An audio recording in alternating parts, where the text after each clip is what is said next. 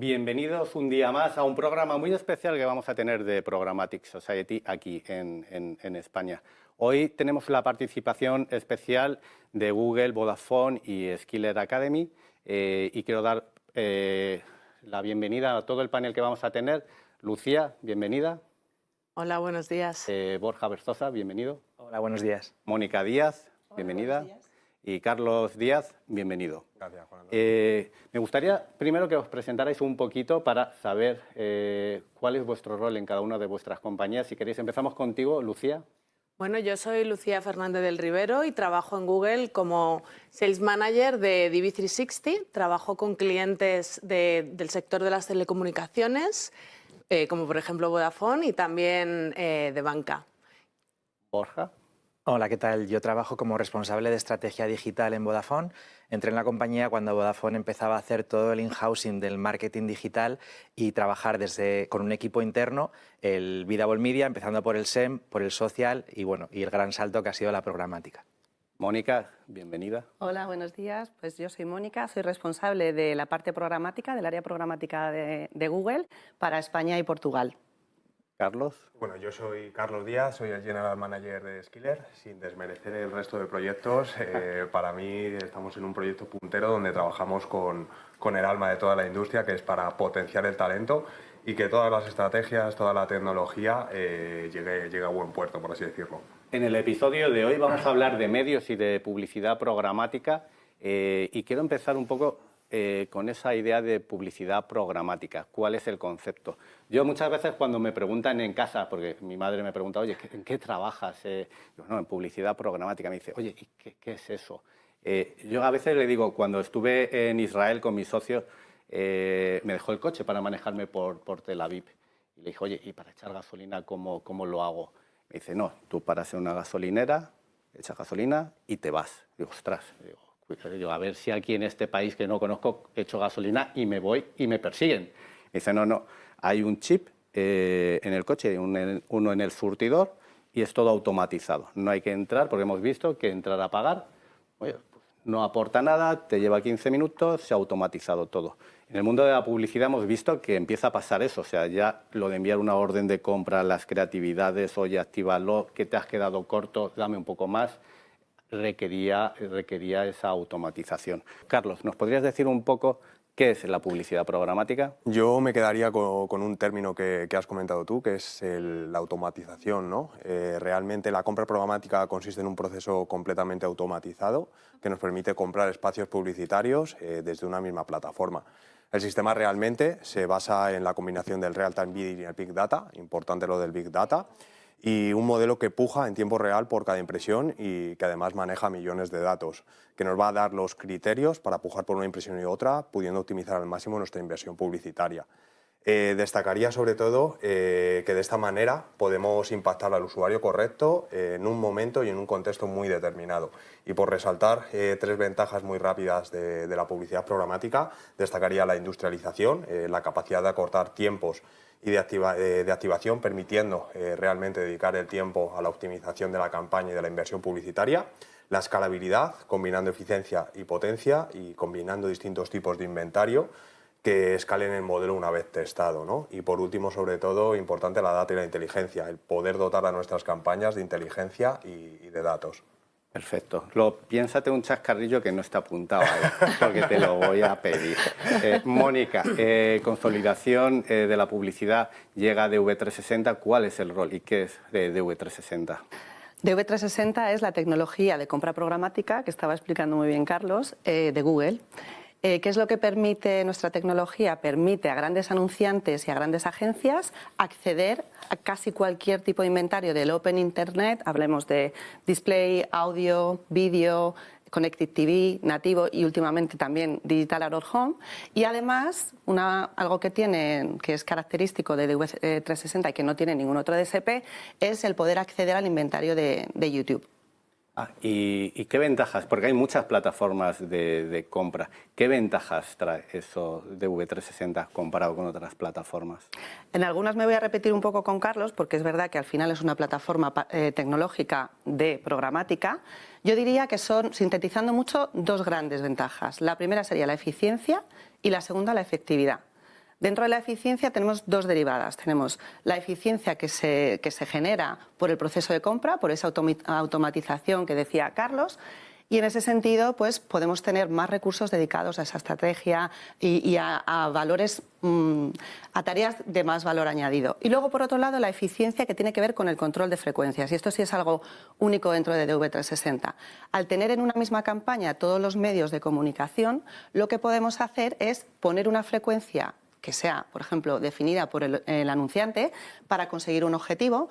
Con esa frecuencia, si anteriormente impactábamos 10 veces a un usuario, ahora lo que hacemos es le ponemos 3 veces a cada usuario y la plataforma va a intentar encontrar a usuarios nuevos a partir de esos 3 impactos. Eso redunda una eficiencia en la compra de medios, en el coste y también en el impacto al usuario.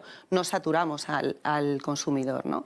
Y por otro lado está la efectividad, y esto tiene que ver con la personalización, que es al final la promesa que decía Carlos, ¿no? de la programática. Ahí lo que hacemos es personalizar los anuncios basado en las audiencias y en los gustos de estas audiencias. Entonces, DV360 tiene algo que no tiene otros DSPs que le hace único, y es el poder acceder a audiencias de Google de manera gratuita, que son audiencias muy potentes que funcionan muy bien a nivel de resultados. Borja, a mí me gusta la prueba del algodón. Hemos oído que funciona. Un cliente como Vodafone ha visto, ¿funciona esa plataforma? Pues un cliente como Vodafone empezó trabajando e internalizando lo que es todo el SEM y todo el social, y cuando llegó la parte de programática y tuvimos que elegir un DSP, se tuvo que hacer un concurso global entre todos los países que trabajan con Vodafone, y salió de DV360 precisamente por lo que ha comentado Mónica, por las audiencias, por el inventario y también por el soporte que nos daban. Una vez que empezamos a trabajar con traders internos el manejo de la programática en Vodafone, lo que buscábamos era eficiencias. Lo que hicimos en Vodafone, trabajamos campañas de continuidad de puro performance y después campañas 360 que se reparten a lo largo del año, siendo la más grande para nosotros y para muchos anunciantes el Back to School. Entonces lo que hicimos fue ver cómo era la campaña del año anterior de Back to School cuando no la comprábamos de manera programática y hacíamos una compra fragmentada, y ver qué duplicidades teníamos de usuarios.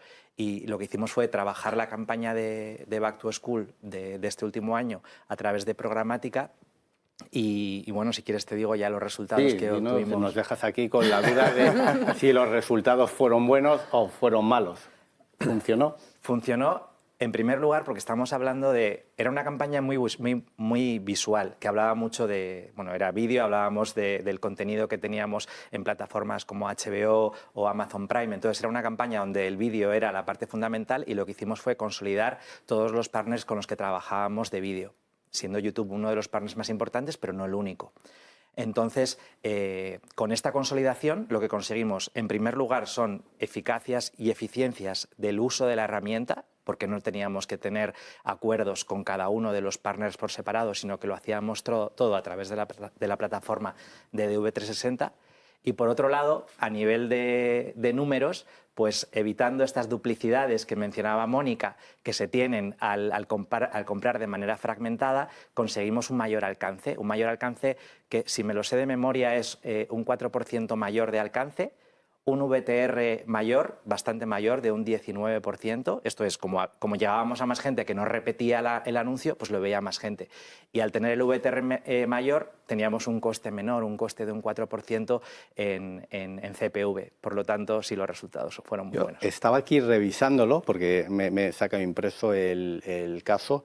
Estamos hablando de que alcanzasteis un 7% más de usuario único, que, o sea, es incluso mejor que ese 4 que comentabas, que me parece una locura, gracias a lo que decías, esa deduplicación que hace que todo sea más eficiente, y también ese incremento en VTR de un 19 que me parece increíble, y también bueno, esa reducción del CPV, el coste por visión, de un 4%, que me parecen unos datos realmente increíbles. Y antes de preguntarle una cosa a Lucía, me ha sorprendido lo que has contado así un poco de pasada, súper rápido, que es que tenéis ese equipo de programmatic in-house. O sea, vemos que poco a poco realmente el anunciante empieza a construir ese equipo de programática in-house. Eso juega un papel importante, ¿no? Ese equipo que habéis construido. Sí, es una apuesta de Vodafone no solamente en España, sino a nivel grupo en todos los países, de construir un equipo de medios que gestione los medios digitales que se pueden gestionar internamente de manera in-house. Seguimos contando con nuestra agencia de medios para otro tipo de deals directos y, por supuesto, para trabajar con televisión o con otros medios, pero lo que es la programática la gestionamos internamente.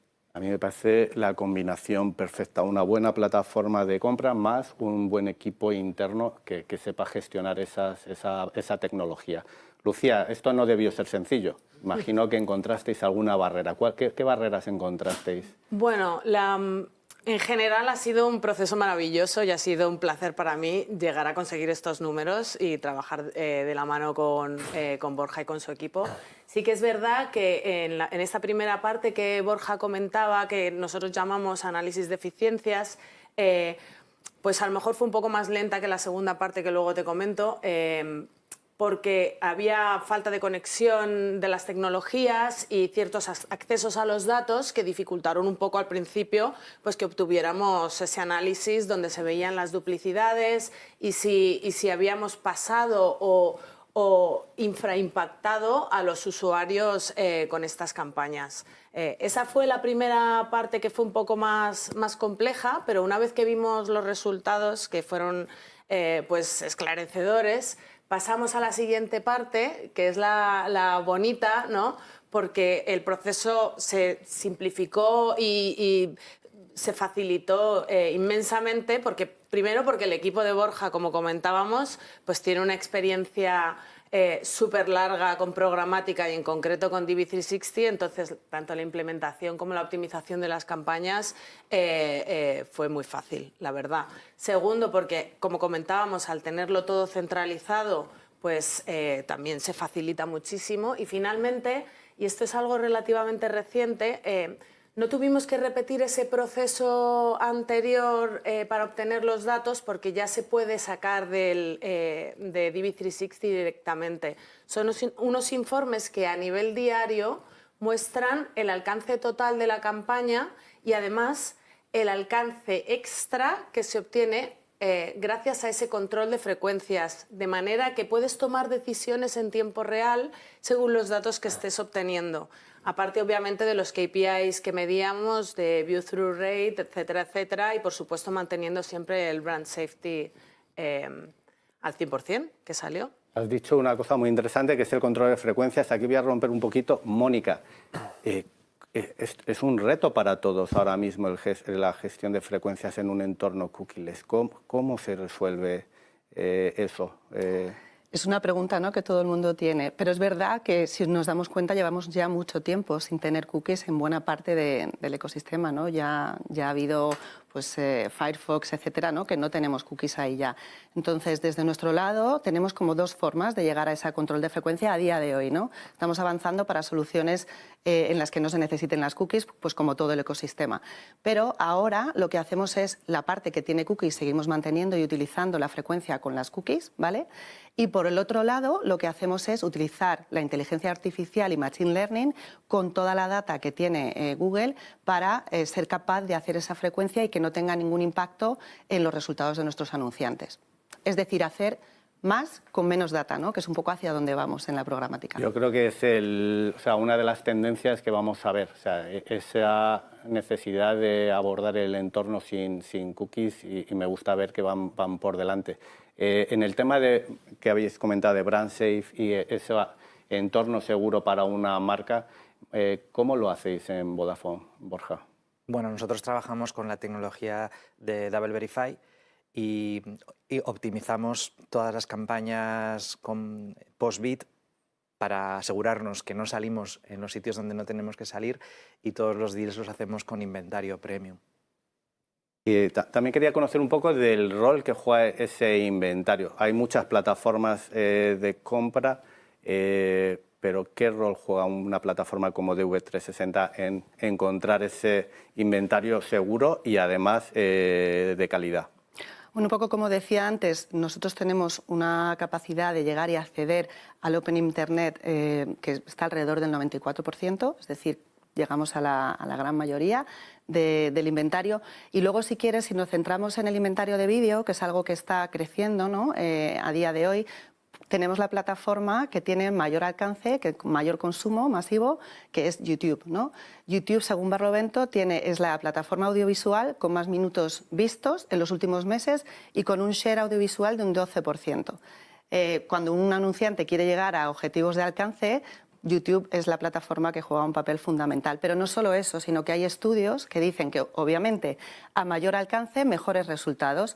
Y hemos visto cómo YouTube contribuye en un 22% al incremento de ventas y en un 20% a mejorar el ROI de nuestros anunciantes. Es por ello que, al final, apuestan por YouTube y apuestan por tener una plataforma donde ese vídeo se pueda complementar con otro tipo de inventario para llegar a los objetivos de nuestros anunciantes. Todos los informes lo están marcando. El anunciante está apostando por contenido vídeo porque es lo que está funcionando mejor a la hora de conseguir esas conversiones y más en un momento en el que buscamos esa eficiencia. Borja, ¿os resuelve realmente YouTube ese inventario de calidad y vídeo? Sí, al final YouTube lo que hace es llegar a una audiencia que la televisión tradicional no llega.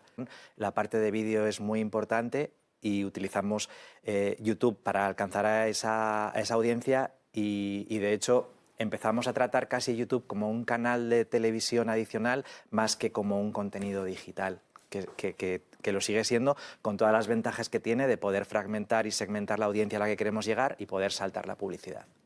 Yo quiero volver a la parte de talento. Realmente ese equipo de Programmatic in-house cada vez toma más peso.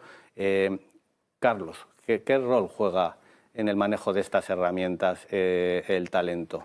Yo sinceramente creo que el talento es lo que sustenta realmente cualquier tecnología y en este caso nuestra industria, ¿no? Todos los anunciantes pueden contar con las mismas herramientas, con las mismas plataformas. La única manera de marcar la diferencia es teniendo talento detrás que proponga cosas nuevas, que sepa manipular las herramientas y jugar con las plataformas para llegar a OKRs de cliente, a KPI de cliente y aportarle sobre todo esa creatividad necesaria para hacer cosas diferentes, ¿no? Y sobre todo por la academia, en este momento habrán pasado unos 1000 alumnos más o menos y realmente la industria sigue necesitada de talento potente que sepa trasladar las necesidades de un anunciante, como en este caso puede ser Borja, a la vida real, entre comillas, ¿no? Planificar una campaña desde la etapa más alta del funnel hasta la etapa más baja del funnel y realmente convertir las necesidades del cliente en código que sepa entender la plataforma y luego dedicar el tiempo, como hemos comentado antes, a optimizar y a sacar insight para aplicarlo a futuras campañas. Además veo a los alumnos que tienen siempre dudas y dicen, oye, Google DV360 y Google Ads, ¿qué diferencias hay? ¿Qué diferencia hay entre Google Ads y Google DV360? Bueno, es una desfachatez que comente yo sobre esto teniendo aquí a la gente de Danos Google. 2 puntos y que complemente Lucía. Pero para mí Google Ads es el hermano pequeño de DV360, ¿no? Para mí son plataformas con un carácter muy distinto, ¿no? Pero sobre todo en la parte de display yo destacaría la capacidad de inventario, ¿no? En GDN solo podemos acceder al inventario de Google y si utilizamos DV360 tenemos acceso a todo el inventario. Luego, en cuanto a costes, algo que hay que destacar también, GDN no tiene coste asociado y obviamente DV360, por el tipo de plataforma que es y de herramienta que es, posee un coste por uso de tecnología. Y para mí una de las cosas más importantes, aunque luego aquí nos complementará nuestros compañeros de Google, la segmentación. Entonces, sí que es cierto que tanto en GDN como en DV360 tenemos acceso a audiencias in-market o affinity. Para mí la gran diferencia es que en DV360 podemos contar con audiencias de third party data, sí que es cierto que hay que pagar por esos segmentos, pero me parecen muy potentes si queremos llegar a data mucho más cualificada, por así decirlo. Creo que también la parte de audio está en DV, pero Lucía, ¿ha pasado el test? Ha pasado el test, por supuesto que sí. Gracias. ¿Alguna cosa que nos hayamos podido dejar? Bueno, lo ha explicado muy bien. Yo quizás añadiría que tenemos otros tipos de compra que no se tienen dentro de Google Ads, como por ejemplo la reserva garantizada o un preferred deal, ¿no? Donde se hace un acuerdo directamente con el anunciante y bueno, con el publisher. Y luego también lo que estamos mencionando siempre sobre el control de frecuencias. Podemos establecer un control de frecuencias a nivel campaña donde mezclemos los distintos tipos de formato, audio, vídeo, un display, un acuerdo con un diario online, de cara a tener una visión holística del usuario y ser más eficientes. Perfecto. Yo también quería ver un poco el tema de la publicidad programática garantizada, que es algo que yo que he podido estar en el lado de medios y en el lado anunciante, veo que es algo que hace falta, que es una necesidad, esa publicidad programática garantizada para que funcione todo de forma más eficiente. Carlos, ¿te animas con una definición? A ver, para mí la garantizada es importante y sobre todo depende también mucho del objetivo de nuestro cliente. Siempre vamos a partir de esa base, ¿no? Habría dos formas de enfocarlo. Para mí está la vista con la gorra de publisher y la vista con la gorra de anunciante, ¿no? En cuanto a ventajas con la gorra de publisher, pues obviamente lo normal es que reciba un CPM más elevado por ese inventario, que tenga mayor posibilidad de venta y un menor coste tecnológico. Y luego con la gorra del anunciante, obviamente contamos como cosas positivas con un inventario garantizado, una preferencia frente a modelos de pujas. No hay que olvidar que la programática va en cascada, ¿no? y esta garantizada estaría arriba de la cascada. Y luego tener control del inventario. Cosas negativas para el anunciante, que normalmente por ese CPM se va a pagar más, ¿no? Porque es inventario más premium y vamos a tener mayor control. Vale. Borja, vosotros vais a empezar a usar cada vez más, entiendo, publicidad programática garantizada, ¿no? Es una tendencia por la que apuesta el anunciante. Sí, bueno, estamos empezando la publicidad programática y todavía no, de cara a la siguiente campaña que tengamos 360 lo analizaremos, por supuesto. Lucía, ¿qué aporta a los anunciantes esa publicidad programática garantizada? Bueno, pues yo creo que en ocasiones donde hay mucha presión publicitaria es fundamental. Por ejemplo, Navidades, el Día de la Madre, etcétera. Ahí si no tienes reserva garantizada y tienes una gran campaña, corres el riesgo de no llegar a aparecer. Luego, por ejemplo, si quieres aparecer en posiciones muy premium, la portada de un diario, pues ahí en general se hace programática garantizada.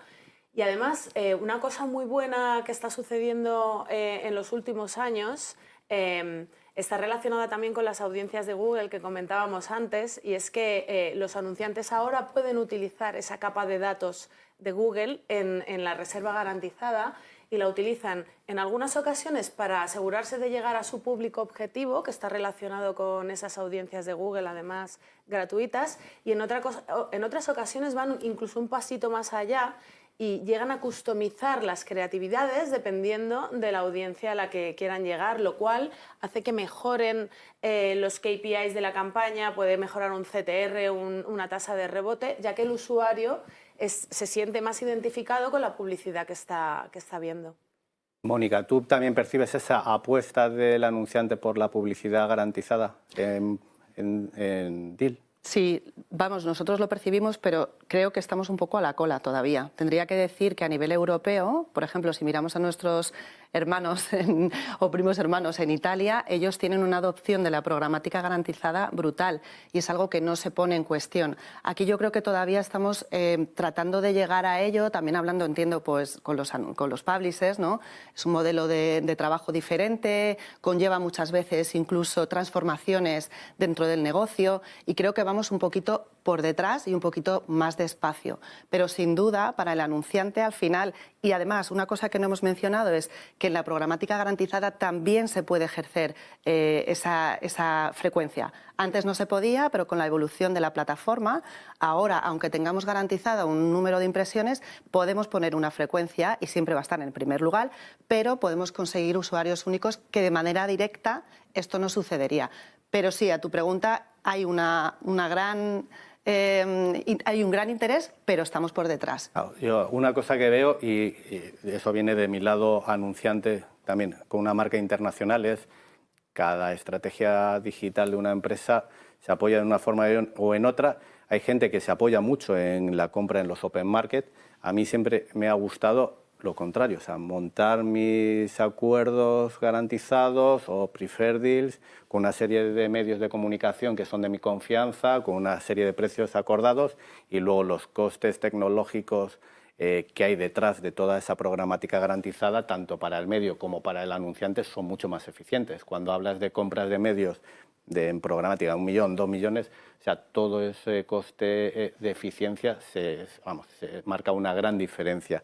Y me gustaría ver también, ya para finalizar con vosotros, ¿qué esperáis de tendencias en este 2023? Intentar, a ver si me dais un par de ellas cada uno de vosotros. Borja, ¿qué esperas este 2023 en tendencias? Empiezo yo. Bueno, pues yo creo que a medida que los medios más tradicionales como la tele, la radio o exterior se vuelven programáticos, el poder tener una visión holística de todos estos medios y poder hacer una compra programática de estos medios va a ser un gran hito.